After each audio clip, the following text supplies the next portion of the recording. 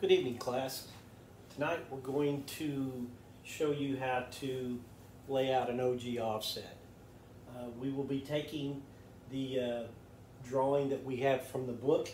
It's a Richard S. Budzik book that you know that we work out sometimes, and I'm going to send you guys a copy of it, and you guys can follow along as we go through it. One of the things that I like about these Budzik books is that they do give you a step-by-step way to lay one of these out. If you've never done one, it's a good way to follow and do it as the book lays it out in the numbers that it lays out, and it makes things go pretty well, pretty easy. First thing we're going to do is we're going to lay out, it's size-wise, it's going to be a 4x4. It's going to be 8 inches long. It's going to have a 4-inch offset. This fitting is kind of like a couple of elbows that are back to back to each other. One of the nice things about it is it does help the airflow move a little better than putting in straight offsets. So with that being said, we'll get started. First thing that you're going to do is we're going to establish points A, B, C, D, and E. So the first thing I'm going to do is I'm going to come out on my page and I'm going to start at a point on my paper. Then from that point, which is what we're going to call point A, we're going to come over the 8 inches, which is the length of the fitting, and then we're going to come up. So essentially what we'll do, as you can see, we're starting here at 11, coming over 8 inches, which is to 3. We've got another point that I'm going to mark B, and then from B we're going to come up the offset, which is 4 inches, as you can see. So we're going to 90 degree up, and we'll come up here, get that right so you can see it, 4 inches. Okay, so the next thing we know, so we got point D, C. Next point we're going to do is point D, which would be 4.4 inches from that, and this is going to be point D. From point A over here, we're going to come up and get point E. As you can see, that's 4 inches. So that gives me the starting points and where this fitting is going to lay out. So what I will do from here is, when I grab a pencil, I'm going to darken this up. I know it's a little bit light, and you can't see it very well, but here's my pencil, so that you can kind of see where we're at. So that being said, come in here. I'm going to make this a little darker.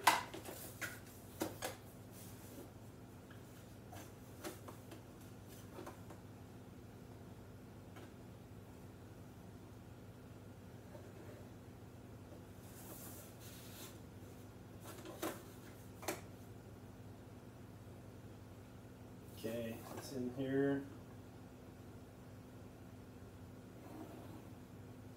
Okay, and then on this drawing, I've already got the allowance for my drive. This will be put together with slips and drives, so we have to add a 1/2 inch to the length of it. For this layout here, I did not step in a 1/2 inch on each end to give it an inch straight. I'm only going to put a 1/2 inch straight on it for illustration purposes. Next thing we want to do would be to bisect line C and D. So from C to D, we want to get the center point. In this case here, we know since that's 4, we'll come up 2 inches. As you can see, I've got a point here, and then we're going to do the same thing with points A and E. We're going to get the center points. Okay, so we come in here halfway between, bisect that, which is 2 inches, and I'm going to draw a line from point G. We mark those points G and F. We've established those 2 points. I'm going to draw a line between those 2.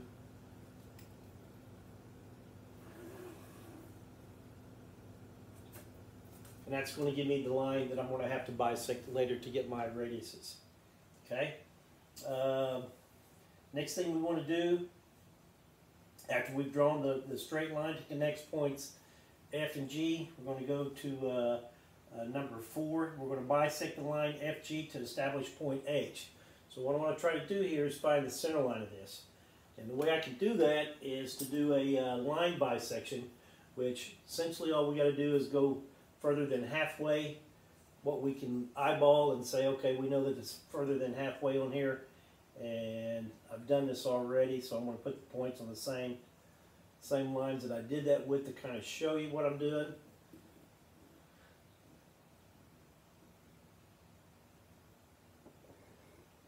So what I'm going to do is, and I didn't write that very dark, so because I didn't want this to be the real object of it, but I'm going to draw this line up, and then I'm going to come from point F and do the same thing from point F. Okay. And then I'm going to take a line and draw between those two, where those two arcs intersect each other. And as you can see, that's going to give me the center line of line F and G. Okay, so that we've marked that point H in the book. Next line, number 5, we're going to bisect the line FH, extending the line across the line BC. So what we're going to do from here is we're going to do the same thing. We're going to bisect this line from here to here, and when we bisect that, we're going to bring it up to the base point of the fitting itself. Okay, I did all of that on this side over here. When the offset is the same on both ends, you only have to have one layout for this throat and one layout for the heel. Now, when this size gets bigger, which will be the fitting that we do next week, you have to have 2 different bisect points. So that'll be next week, so I'm not going to worry too much about that. So first thing I'm going to do here is I'm going to bisect between H and F, and I'm going to go ahead and do it on both sides just to show you how to do it. So I'm going to look at this distance. I'm going to eyeball it something a little bit bigger. So I'm going to come in here with my dividers or my trammels, and I've got a line here. I'm going to swing it. Okay. And I come up here and swing it. Okay. Get this set. Okay, then I'm going to take this straight line, did the same thing down here. Okay, so we're going to take where those 2 lines are, we're going to bring them down until they bisect the baseline, and that's going to be establish my radius points for the heel and for the throat. So we draw this line. Again, this line needs to be kind of light. All I'm really looking for is to get this intersection point. And we're going to call this point I down here at the bottom. Okay, so that was step 5. Step number 6, we're going to establish I as the center and IC as the radius. So I'm going to set my dividers from I to IC, and then I'm going to swing an arc. Okay, so with my dividers, I'm going to take between I and C,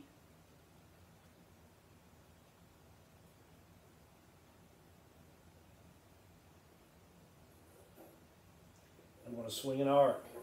Okay, I'm going to make this a little bit longer so that you can kind of see what I did. I'll do the same thing up here.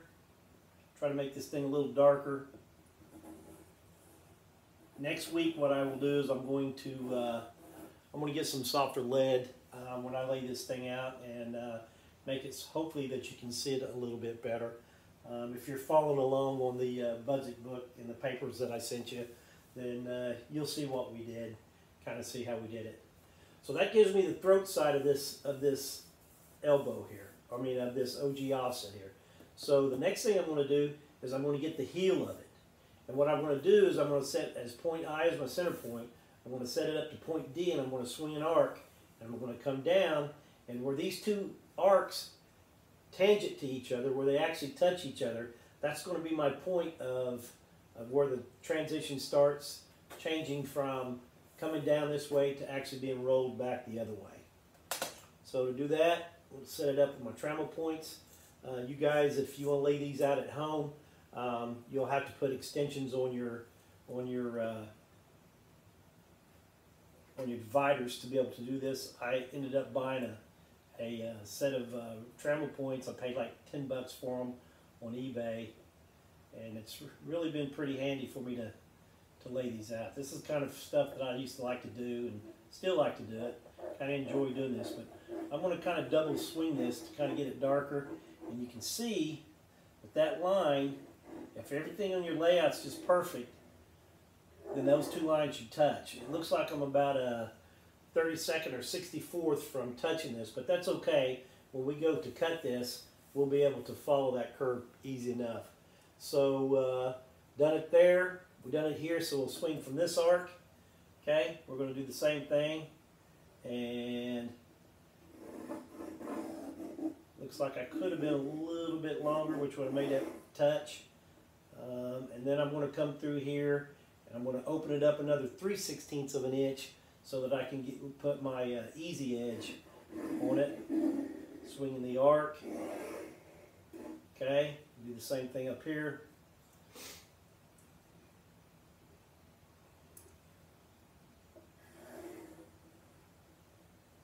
And that's going to be, that'll be my cut line that I'm going to lay out in the shop.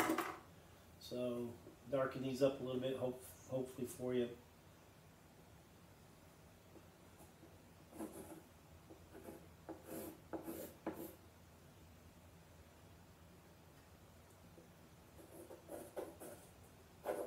Okay, so that's it. So that's lays this portion out. What I want to do is, since we're putting this together with S and drives, I want to add a 1/2 inch to it, to this end right here, and then I'm going to bevel these corners about 15 degrees, and that gives me the layout of the cheek. Okay, when you make one of these, you'll need a right and a left. If it's the same, it will flop, so you only need 2 of the same pattern. But when we do the other patterns and this end gets bigger and this is smaller, then you'll have to lay out a left and a right. Second thing we're going to do is we got to get the wrapper that goes along with this. And typically what I do on these wrappers, they do have some math formulas for them. I don't particularly use those. What I like to do is go ahead and turn my easy edge on it. And then what I'll usually do is go over to the shear, and I'll shear a small strip of metal, maybe 1/4 inch long, and I'll set it up here, and I'll run it along this curve and put it up here and mark it at the end of it. And then what I'll also do is I'll mark where this intersection point is, where these points are right here, and then I'll come up here on my pattern. Since we're 4 inches deep, we know we're going to be 6 inches, so this metal strip is going to be, let's just say it's 12 inches or 14 inches. Again, I've got a piece of metal that I've come up here. I've measured it, I know where it's at, and I'm also going to mark. So I'm going to take the stretch out of that piece of metal, come around here, I'm going to make that's this long, then I'm going to come up here and I'm going to mark this where I want to roll it back the other direction. These fittings are a little bit tricky to form. What I'll usually do here is when I mark this, when I run this through the Pittsburgh, I will put a couple metal strips inside the Pittsburgh, and then I'll go and roll it, and I'll take my cheek with me over to the rolls, and then I will match the cheek up as I go, and then I'll come in here. Then you got to flip it over in the rolls and roll it back the opposite direction to get this portion right here. So that's basically it. You'll have 2 of those. You'll have 2 of these for the top and the bottom. They'll be basically, they'll flip-flop. That's pretty much it on the layout of this. Pretty cool fitting to do. It does help for airflow, keeps airflow going pretty good in your duct systems. Other than that, they are a little like I said, a little trickier to form, but once you've done a couple of them, you'll get it. So that's pretty much it. So hopefully you guys will stay healthy until we get through this coronavirus thing, and make sure you wash your hands and protect yourselves and protect your friends and family. Thanks a lot. We'll see you again next week.